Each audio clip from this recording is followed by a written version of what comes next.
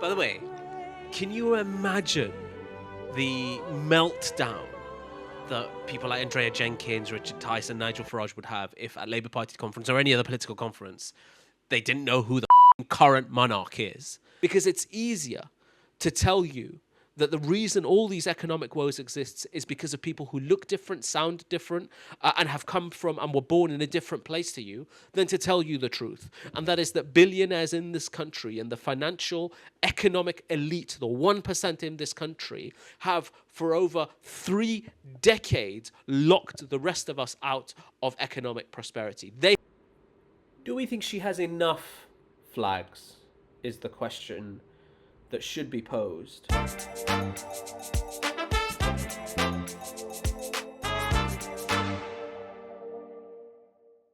Hey everybody, welcome back to the channel. I'm Ali Milani. You may be wondering why I'm doing this. Why would I put myself through this unique form of torture? I don't know is the answer. For education, for entertainment, for your purposes.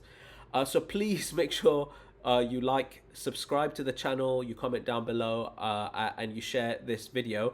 Reform UK are leading in the polls. Nigel Farage is most likely to become our next Prime Minister at the next general election. And they've just had their first major political conference. So I'm going to be watching and reacting to Reform UK's first big political conference. Is Reform far right? That's the criticism that's been levelled at those attending conference. Yes. Yes, they are. Do you think Reform is far right? No. Why not? Because it's not. It's just not. We are right, but we're not far right. To be honest, anybody of a sensible disposition will see. Do we think she has enough flags, is the question that should be posed. I think Reform is forgotten Britain. Reform is people who have had enough. Reform is people. Reform is, that kind of rebellious,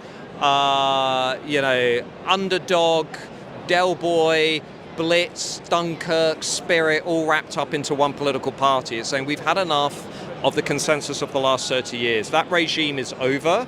A new political regime is actually about to start. Okay, let's address this point by Matt Goodwin, this nonsense about Reform UK being an anti-establishment sort of wave, populist wave coming from within communities. There's no doubt that there's a level of anger within our communities at the political establishment, at the mainstream political parties, and Reform UK is benefiting from that.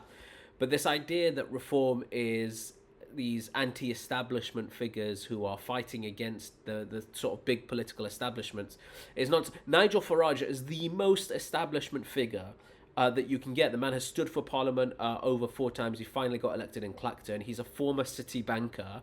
He was a member of the European Parliament. He has been on Question Time more than any other MP that I know and any other political figure on the BBC. He has been on our TV screens and in our political system for over 2 decades. This man is as establishment as it gets. So this idea that his new party, by the way, being set up by Richard Tice, another millionaire, with Lee Anderson and James McMurdoch and others, are some sort of anti-establishment working class revolution in this country against the mainstream political parties is absolute bullshit. Reform UK is far right. Oh, no, it is. It's a bit. It worries me a little bit. Yeah, it is far right. Yeah, it's Yes, I can't remember quite the wording for it, but it is far right. It's yes, definitely, but. And is that something you feel comfortable with? Not totally. If I was able to speak to Nigel Farage and the other guys, and Richard Tice, I'd say that you've got to pull the horns in a little bit, and not be so far right. The vast majority of people here. Fair play. At least he's being honest. I don't see why being anti-mass immigration makes you racist. I mean, Zia Youssef's even used those words to me directly. So he's Asian. So does that make him a racist if he's Asian? All right, so look, first of all, we do not have uncontrolled mass migration into this country. Yes, we have had an increase in the number of migrants coming to the UK over the last 20 years, but it is not an uncontrolled mass migration. And then having a problem with immigration or wanting immigration to reduce doesn't obviously make you a racist. What does make you a racist is supporting these far-right protests where thugs are attacking police officers, are attacking migrants in hotels who have done nothing wrong, have broken no laws, are here seeking asylum, seeking refuge, as a result of multiple issues, from civil war to violence in their home country, attacking them, attacking the police, attacking the hotels. That does make you racist. And Zia Yusuf, being Asian, British Asian, doesn't change that fact. It's a very standing rhetoric, was pushed by the established media, and that is disappeared now. So we are not far right. We are. This complaint about established media. Reform UK are the only mainstream political party in the UK that has their own broadcast network. GB News acts as a political, an ideological propaganda machine for Reform UK. We've seen in this video and at their conference, Matt Goodwin, we've seen Jeremy Kyle. You cannot complain about the mainstream media and the media in this country while you're one of, if not the only mainstream party that has your own propaganda network on TV. As a young woman, being out and about, I don't really like going to town that much because I feel quite unsafe. Nothing's really being done about it, but I think if Reform get in, it will all kind of get sorted. And I also think it kind of gives us a voice. We can kind of be heard more because I feel like they're quite willing to listen to young women. For me, it's always about being the right person for the job. Women just want an equal opportunity, equal pay. We want to operate in a meritocracy. I've never had an issue with anything other than that, and certainly being in Reform has been no different. The other reason that women are looking to Reform is that we are the only party that is speaking out about how and what needs to be done to protect women and children from the ever increasing number of illegal migrants living in our communities. And this right here is why you cannot take Reform seriously on the very real and pertinent issue of violence against women and girls. We heard the lady earlier talking about it in the interview, and now we've heard Reform UK's first female MP, Sarah Pochin, talking about the risk of migrants to women and girls. And this is, again, this racist narratives that migrants, refugees, asylum seekers at large are somehow a risk to women and girls in the UK. There is no doubt that we've had some outrageous instances, most recently conviction in Epping.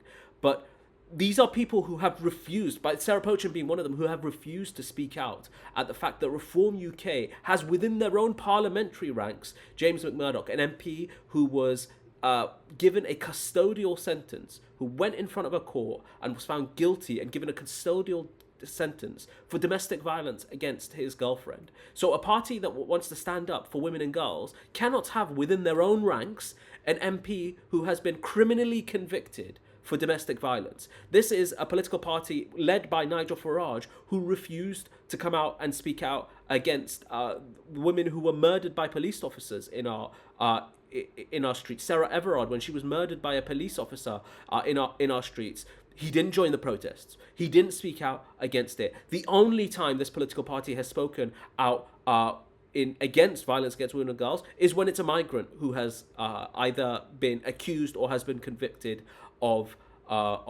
perpetrating these crimes.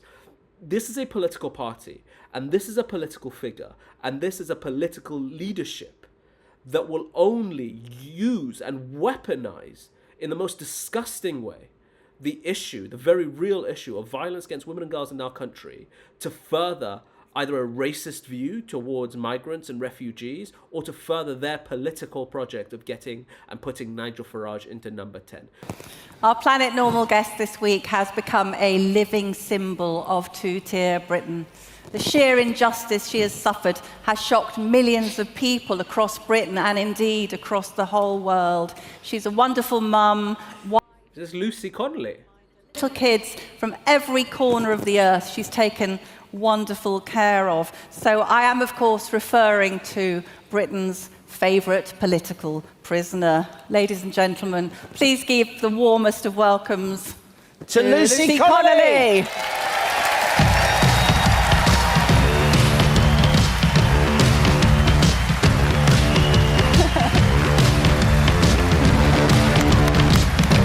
Oh my God.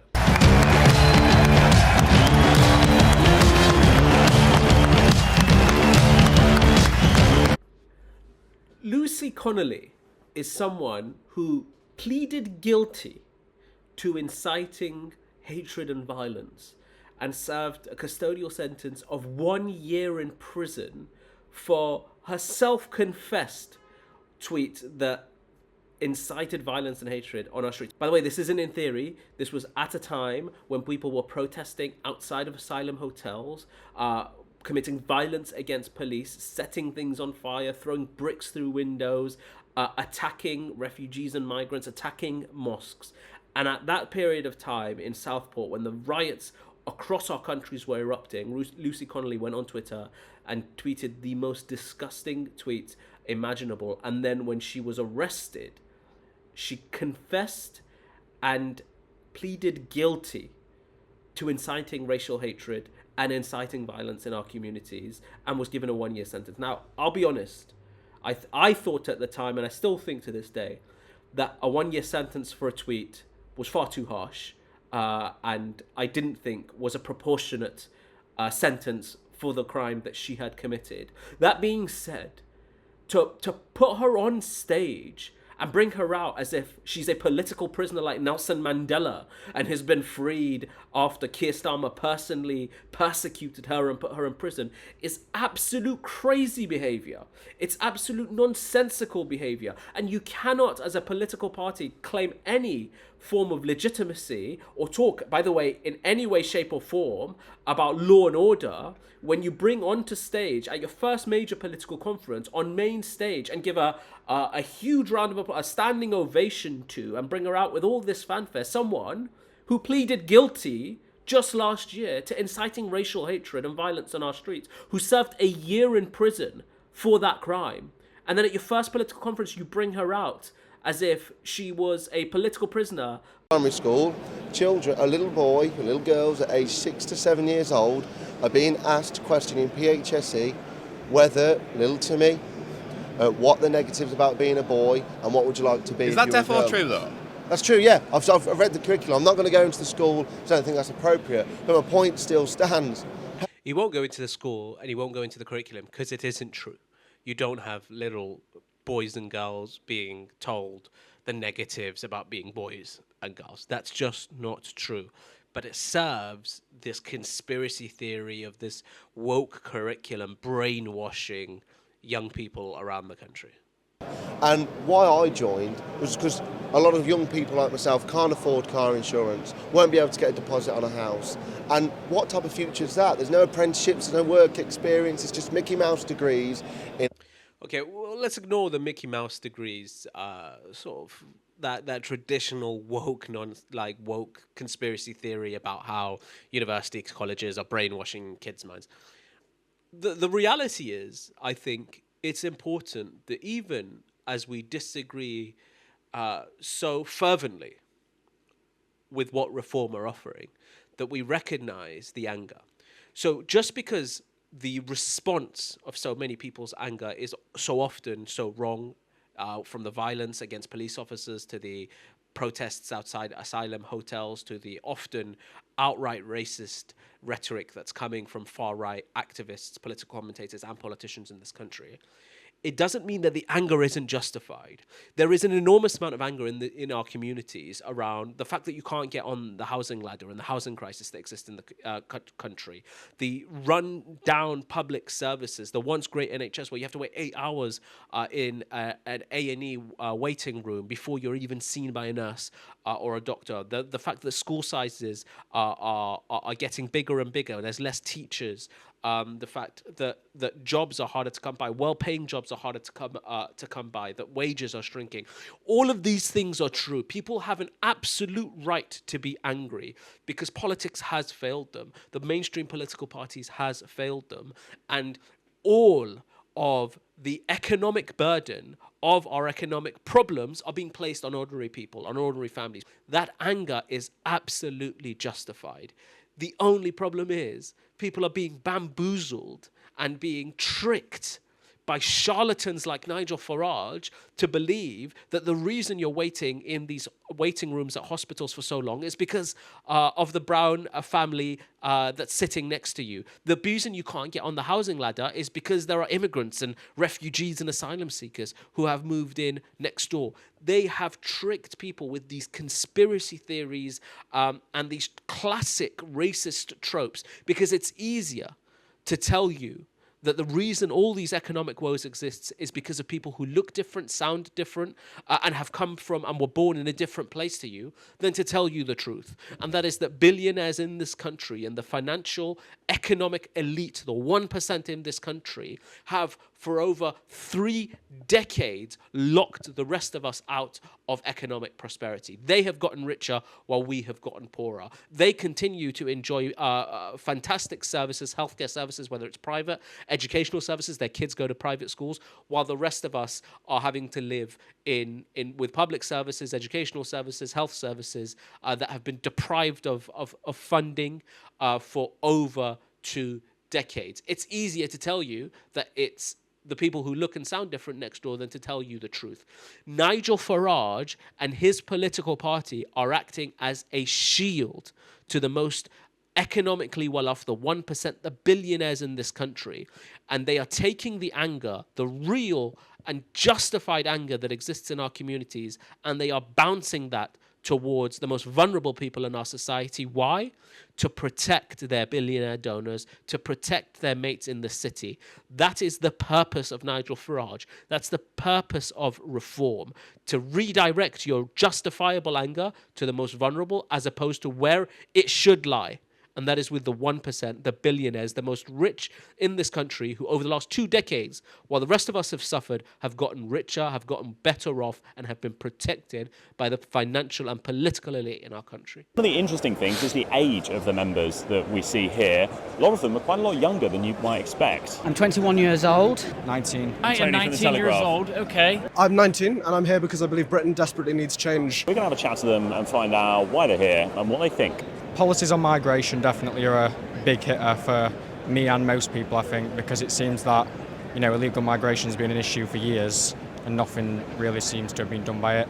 I would probably say they see their country's culture being eroded away by a forced multiculturalism in the name of diversity. They're seeing the needs of foreigners, some terrorists. Their needs are met first before their very own. I see you've got an interesting selection of badges here. Yes, I'm from Maryland, United States. I can see. Traveled. It's, first of all, remarkably, it's very interesting to get a foreign American at Reform Party conference complaining about foreigners in the UK while wearing a Republican pin on his shirt. Now, look, there is a real reality that we have to contend with here, and that's the radicalization of young men in our society and in our country. You will have noticed in that clip, every single speaker at that Reform Party conference, the young speakers that you saw were men. There is, if you look at the data, a disproportionate amount of young men that are being radicalized and pulled towards the far right in the country. That's certainly true when you look at it compared to young women. The reality is that is something that we have to contend with, because young men, young people in general, are the first generation that are worse off than the parents before them. Generation after generation has seen the next generation be better off economically than previous, but this is the first generation that isn't. There is a class of young men who, as a result of the housing crisis, can't get on the housing ladder, as a result of wage stagnation, can't move out of their parents' houses, as a result of the educational attainment gaps that exist, can't get educations. They're straddled with debt. The previous generation who got education for free have left the next generation with tens of thousands of pounds of debt for the audacity of getting an education. And there is an identity crisis for sure. Young men don't know where they fit. Now, there is a huge amount of white young men who hark back to a day when they had privilege that they no longer have and would therefore like some of that privilege back. That's undeniable.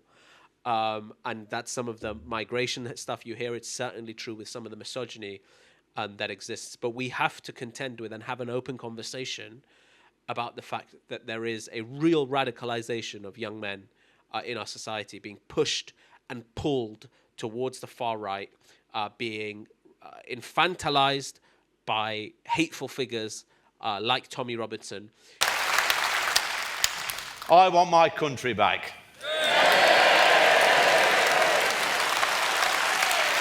The question is, do you want your country back? Country back from who? This is the bit that baffles me. By the way, this charlatan is someone who was a Labour Party member, then became a Conservative Party member, now is a Reform Party member when, by the way, his seat seemed at risk. He has been every political colour, every political stripe, and has, more than anything, maintained that MP salary by jumping from one political party to another. So when this charlatan, this fool, this low IQ Anderson talks about taking his country back, he has been part of every mainstream party's political establishment. Who is he taking it back from? Himself? Over the past few years, nearly 150,000 illegal migrants have crossed the English Channel, and they've been picked up by British boats and then placed in 4-star hotels, given free legal advice, and then allowed to settle in our country. It's a disgrace. This is a lie. He's lying to you. Refugees coming to this country are not being placed in 4-star hotels. They're not being given mobile phones. They're not being given all the riches that British citizens don't get. The reality is that because the Conservative Party, for which this man was a member, refused to finance and give the funding required for us to process asylum claims, there is an enormous backlog. And asylum seekers in this country are not allowed to work. They're not allowed to work and earn a living, to be able to feed themselves, to be able to pay rent in accommodation while their applications are being processed. And as a result, because there has been such a backlog, they've been placed sometimes in hotels, not 4-star hotels very often, but in hotels, while their applications are being processed. So all he's trying to do is make you get angry at the most vulnerable people in our society, and he's doing it for a reason. He's doing it so your anger doesn't go somewhere else, doesn't go where it's deserved. And that's at the very richest in our society. In the 90s, in Ashfield, where I represent, the capital of common sense. It's true. It's true, I live there. If you applied for a council house back in the 80s and 90s, the council would give you 3 sets of keys. Why is that? And pick the one you want. Nowadays, 7,000 people on the council house waiting list. This is what I'm talking about. You've got literally... He highlights a very real problem. Yes, there are some places where there's a 7-10 year waiting list to get a council house. I grew up in a council house. It was the roof over our heads. It was the safety that we were provided. And yes, there has been a tragic selling off of council housing, an underbuilding of council housing, which has caused a serious crisis of housing in this country. But rather than talking about the real problem that exists with council housing and the fact that we need to build more council housing, he redirects that anger to black and brown people, to migrants, who will obviously disproportionately be black and brown people. He blames asylum seekers and refugees for what is a problem of underfunding, of not recognizing the importance of council housing, of not building more. This is the worst kind of politics. This is an idiocy that he is basking in. He's basking in his own stupidity of not being able to recognize that the tragic shortfall of council housing is because we have either sold off council housing or haven't built enough. If you removed every asylum seeker that's currently being processed in this country right now, there would still be a tragically low levels of council housing. And so we need to build more. But rather, this man wants to talk about refugees and asylum seekers when it comes to the housing crisis, rather than the real problem. So there's only 2 answers for that. 1, it's just out-and-out racism. Or 2, he is so stupid, so idiotic, so low IQ that he can't figure out what the real crisis of housing is in this country. The great irony of coming out to Guess Who's Back is this is a man who's never gone away. He has been a part of the political establishment for as long as I have been alive. He went from, by the way, never forget, this man was a city trader for financial. He came from the city. working in the banking sector. And then I went down to Dover for a day. I went and joined Richard up in Skegness, Lee, in his constituency of Ashfield. And I began to have people in the street walking up to me. Can I tell you guys a political rule? This is a good one. You have to stick to this. Anytime a politician tells you that they've been approached on the street and told to do things or told to stand, or that they've heard on the doorstep this really important issue keeps coming up over and over again, you can be guaranteed that they're full of shit. This idea that, you know, people on the street have told you something, which ironically you've always believed, or people on the doorstep have regurgitated to you these ideological positions that, funnily enough, you've always held, is probably because it's part of that elite club of did not happen. In future, we will be vetting candidates rigorously at all levels. I promise you that. We haven't got time. The problem he's got with extremists is his membership is full to the brim of them. These far-right, conspiratorial, QAnon, sort of Trump, MAGA, racist, misogynistic, sort of wackos and weirdos and nutters are the Reform Party. And that's where you've seen some of the pushback with Rupert Lowe being kicked out and the fuss that's being kicked off. His pushback against Tommy Robinson. Now, Nigel Farage, to his credit, pushed back against Tommy Robinson, and his own party members came for him. So he's going to struggle with the extremism because he's the leader of the party of extremists. But we believe in meritocracy. We believe that a society looks after its weak, but encourages everybody else to do the very best it can. And we don't care in this part. That's interesting to say that you don't care about skin color or where you're from, where you're born, that sort of thing, when this political party, this political project, and this political leader has spent almost an entire career, but certainly the last decade, of pushing anti-migrant rhetoric, anti-refugee asylum seeker rhetoric, who's got politicians and former politicians who have said outright racist things. The mere suggestion that they don't care about what you look like, your skin color, or where you're born is an insult to the intelligence of everybody watching and is bullshit beyond even the level you would expect from a politician.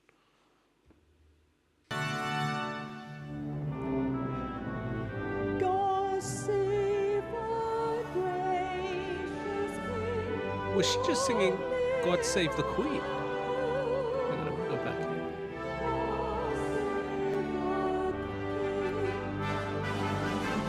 She definitely sings God Save the Queen that second time.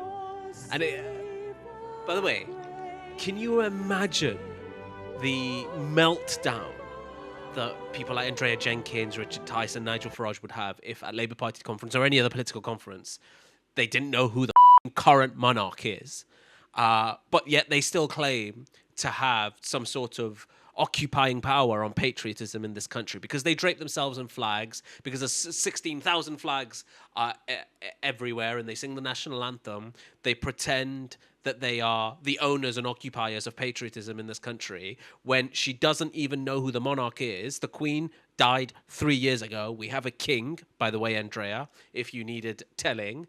And if this had been done by anyone else, there'd be complete meltdown by right-wingers, by Farage, by Reform UK. Yet at their own party conference, their own politician, who I don't know why Andrea Jenkins is singing. You can't fucking sing God Save the Queen, a monarch that died 3 years ago. You've put me through it. I've watched the main highlights. There's only so much I could put up with Reform Party UK's first big political conference. There's undoubted we are at a crisis point in this country. If the polls are to be believed, this could be the next party of government, and Nigel Farage could be our next prime minister, because they are capitalising on the justified anger of communities, from public services to the economy, wage stagnation, and the lack of hope people have in our society. And that anger, they are redirecting on behalf of their billionaire and millionaire donors to the most vulnerable in our society. And that's a failure, by the way, that the Labour Party has to own, Keir Starmer has to own, and all mainstream political parties have to own. That unless we give people hope, unless we give them a political project to believe in, unless we give them economic answers and the answers to the problems from housing to education to healthcare, all the way to crime and the economy, that people like Nigel Farage are going to hoover up votes because people are right to be angry, and they are providing a very simple, divisive, disgusting answer to the political woes of people. This could be our next. This could be our next government. This could be our next prime minister. This is not a drill.